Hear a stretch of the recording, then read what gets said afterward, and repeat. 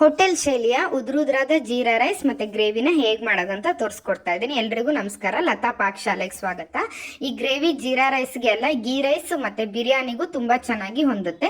ಮೊದಲಿಗೆ ಇಲ್ಲಿ ಗ್ರೇವಿ ಮಾಡೋದಕ್ಕೆ ನಾನು 2 ಸ್ಪೂನ್ ಕಡಲೆ ಬೀಜ, 1 ಸ್ಪೂನ್ ಎಳ್ಳು, 1 ಚಮಚ ಕಾಯಿನ ಚೆನ್ನಾಗಿ ಹುರಿದ್ಕೊಂಡ್ಬಿಟ್ಟು ನುಣ್ಣಗೆ ರುಬ್ಕೊಂಡು ಎತ್ತಿಟ್ಕೊತಾ ಇದ್ದೀನಿ. ನಂತರ ಬಾಣಲಿಲಿ ನಾನು 4 ಚಮಚ ಎಣ್ಣೆಗೆ 1 ಪಲಾವ್ ಎಲೆ, 3 ಲವಂಗ, 1/4 ಇಂಚು ಚಕ್ಕೆ ಹಾಕಿ ಹಾಗೆ ಒಂದು ದೊಡ್ಡ ಸೈಜ್ ಈರುಳ್ಳಿನ ಹಾಕೊತಾ ಇದ್ದೀನಿ. ನಂತರ 1/4 ಚಮಚ ಶುಂಠಿ ಬೆಳ್ಳುಳ್ಳಿ ಪೇಸ್ಟ್, 2 ಮೀಡಿಯಂ ಸೈಜ್ ಟೊಮೆಟೊನ ಹಾಕಿ ಇದಕ್ಕೆ ನಾನು ಖಾರ ಪುಡಿ, ಧನಿಯಾ ಪುಡಿ, ಉಪ್ಪು, ಅರಿಶಿನ ಪುಡಿ ಮತ್ತೆ 1 ಸ್ಪೂನ್ ಬಿರಿಯಾನಿ ಪೌಡರ್ನ ಹಾಕಿ ಚೆನ್ನಾಗಿ ಎಣ್ಣೆ ಬಿಟ್ಕೊಳ್ಳೋರ್ಗು ಬೇಯಿಸ್ಕೊಂಡು ನಂತರ ರುಬ್ಬಿದಂಥ ಪೇಸ್ಟ್ನ ಹಾಕ್ಬಿಟ್ಟು ಆ ಗ್ರೇವಿ ನಮ್ಗೆ ಯಾವ ಥಿಕ್ನೆಸ್ ಬೇಕೋ ಅಷ್ಟು ನೀರನ್ನ ಸೇರಿಸ್ಕೊಂಡು 5 ನಿಮಿಷ ಲೋ ಫ್ಲೇಮಲ್ಲೇ ಬೇಯಿಸಿದಾಗ ಈ ಥರ ಚೆನ್ನಾಗಿ ಎಣ್ಣೆ ಬಿಡುತ್ತೆ. ಮೇಲೆ ಕೊತ್ತಂಬರಿ ಸೊಪ್ಪು ಉದುರಿಸಿದ್ರೆ ಗ್ರೇವಿ ರೆಡಿ ಆಗುತ್ತೆ.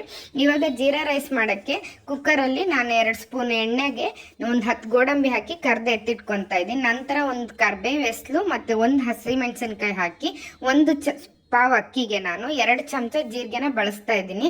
ಇಲ್ಲಿ ನಾನು ಅಕ್ಕಿನ 20 ನಿಮಿಷ ಮುಂಚೆನೆ ಚೆನ್ನಾಗಿ ನೆನೆಸಿಟ್ಟಿದ್ದೀನಿ. ಅಕ್ಕಿ ಹಾಕಿದ್ಮೇಲೆ ಒಂದ್ಸತಿ ತಿರುಬಿಟ್ಟು ಅಕ್ಕಿ 2 ಅಳತೆಯ ನೀರು ಹಾಕಿ 1 ವಿಷಲ್ ಹೈ ಫ್ಲೇಮಲ್ಲಿ 1 ವಿಷಲ್ ಲೋ ಫ್ಲೇಮಲ್ಲಿ ಹೊಡ್ಸಿದ್ರೆ ಜೀರಾ ರೈಸ್ ರೆಡಿ ಆಗುತ್ತೆ. ಇವಾಗ ಇದಕ್ಕೆ ನಾನು ಕರೆದು ತೆಗೆದಿಟ್ಕೊಂಡಿದ್ದು ಗೋಡಂಬಿ ಸೇರಿಸ್ಕೊಂಡ್ರೆ ಸವಿಯಲು ಸಿದ್ಧವಾಗುತ್ತೆ. ಒಮ್ಮೆ ಮಾಡಿ ನೋಡಿ, ತುಂಬ ರುಚಿಯಾಗಿ